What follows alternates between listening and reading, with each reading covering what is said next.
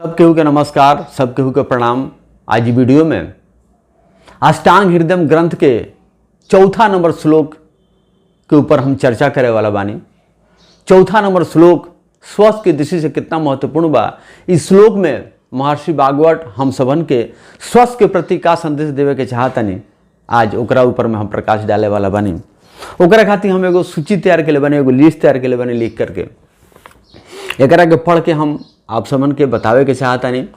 अगर आप स्वस्थ प्रेमी बानी तो हमरा बात के जरूर शरण करे। तो चलिए श्लोक शुरू करे के पहले हम आयुर्वेद के ऊपर 2 लाइन आप सबन के बीच रखे के चाहतानी, जो काफ़ी महत्वपूर्ण बात स्वास्थ्य की दृष्टि से। सब केहू सुने। चलिए शुरू कर लिया।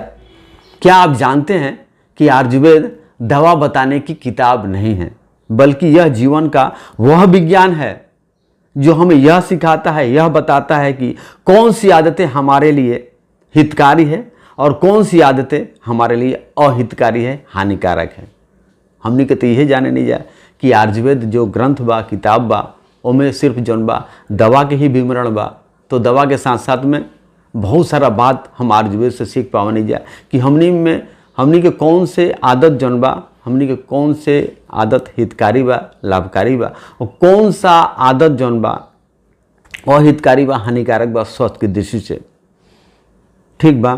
तो चलिए श्लोक शुरू कर लिया कि चौथा नंबर श्लोक का बा। हिताहितम सुखम दुखम आयुस्तस्य हिताहितम मानम च तस्य यत्रोकतम आयुर्वेद सौच्यते। इस श्लोक अष्टांग हृदय ग्रंथ के जेकर रचयिता बानी महर्षि भागवत जी, ओकर सूत्र स्थान के पहला अध्याय आयुर्वेद विद्या अधिकार का चौथा नंबर श्लोक बा। चलिए इस श्लोक में जितना संस्कृत समझ में केहू के ना आवेला, एमे जितना संस्कृत शब्द के उपयोग कइल गइल बा, सबसे पहले उस संस्कृत शब्द के अर्थ के जाने की कोशिश कइल जाओ कि उस संस्कृत शब्द के हिंदी अर्थ का बा। हिता हितम अर्थात हमारे लिए जो लाभकारी है और जो हानिकारक है।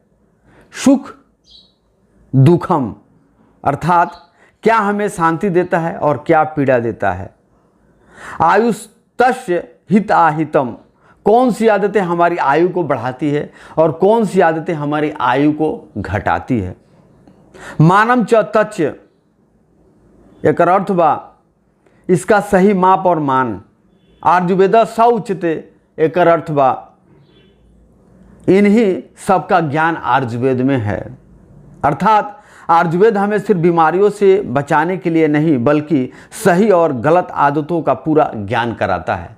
चलिए एक बाद इस श्लोक के अर्थ के बारे में एक बार समझल जाओ कि इस श्लोक में महर्षि भागवत का कहे के चाहते नहीं, इस श्लोक के अर्थ का बा। तो सबसे पहले इस श्लोक में हित आहितम के बात करी गई बा। हित आहितम शब्द के प्रयोग करी गई बा। हितकारी आदत और अहितकारी आदत के बारे में वहाँ के संदेश देवे के चाहते नहीं। तो चलिए समझल जाओ कि हितकारी आदत गुड हैबिट का होला। तो गुड हैबिट में सबसे पहले आवेला समय पर सोना और उठना। समय पर सो जाना और सुबह प्रातः जो है उठ जाना, ये एगो बहुत बड़का गुड हैबिट में आवेला, हितकारी आदत में आवेला। ऋतु अनुसार भोजन करना, ऋतु के अनुसार, मौसम के अनुसार भोजन करना, ये एगो गुड हैबिट है। भोजन करते समय मन को शांत रखना, कोनो प्रकार के चिंता, कोनो प्रकार के बात, कोनो प्रकार के बहुत सारा आदमी बा कि जौन बा भोजन करते समय बात करत रहेला, मोबाइल देखत रहेला, टीवी देखत रहेला। तो ऊ ना, भोजन करते समय मन को एकदम शांत रखे के पड़ेला। ये एगो गुड हैबिट में आवेला। संयमित आहार और दिनचर्या। ठीक बा। तो ई सब जौन बा गुड हैबिट बा।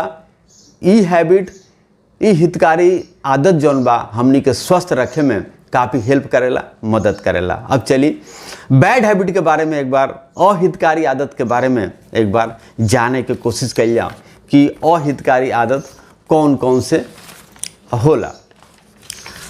सबसे पहले आवेला बैड हैबिट में, अहितकारी आदत में देर रात तक जागना। ई जौन आदत बा आज के एगो मुख्य रूप से ही जौन बा तन प्रभावित बा सब केहू के ऊपर। आजकल के आधुनिक समय में लोग जौन बा एगो फैशन हो गई बा देर रात तक जागे के, चाहे काम के वश में चाहे जैसे भी हो, ये रोग भुलावे के आ जीवन के शरीर के रोग ग्रसित करे में सबसे पहला जौन बा ई मुख्य रूप से भूमिका निभा रहल बा देर रात तक जागना। ये एगो बड़का बैड हैबिट बा आज के आधुनिक युग खातिर। बार बार खाना, बार बार मुँह जुठियावल जौन बा बहुत बड़का बैड हैबिट बा।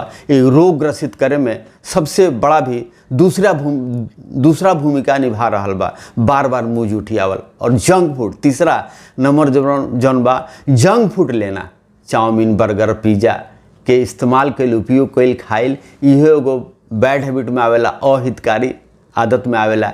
जे ये आदत जौन बा हमरा के रोग ग्रसित करे में काफ़ी हेल्प करता, काफ़ी मदद करता। भोजन करते समय 14 नंबर बा, इहो कम नहीं है, भोजन करते समय मोबाइल और टीवी देखना। लोग जौन बा पसंद कर रहा बा भोजन करते समय टीवी देख रहा बा, सीरियल देख रहा बा और मोबाइल देख रहा बा। यह तो अभी फैशन हो गई बा। यही खातिर जौन बा तो लोग जौन बा रोग ग्रसित हो रहा बा। तो भोजन करते समय मोबाइल और टीवी देखना, मौसम के विपरीत आहार करना, ऋतु के विपरीत जौन बा आहार करना, ये होगा बैड हैबिट में आवेला। तो ये रहल हित और अहितकारी जौन बा आदत। अब एक बाद चलिए दूसरा शब्द के प्रयोग कल गई बा, दुख और सुख का रहस्य। दुख सुख के जौन बात कल गई बा एमे। तो ओकर अर्थ होला दुख केवल धन या विलासिता से नहीं आता, असली सुख है स्वस्थ शरीर और प्रसन्न मन। रोग आने पर चाहे कितना भी पैसा हो, मनुष्य दुखी ही रहता है।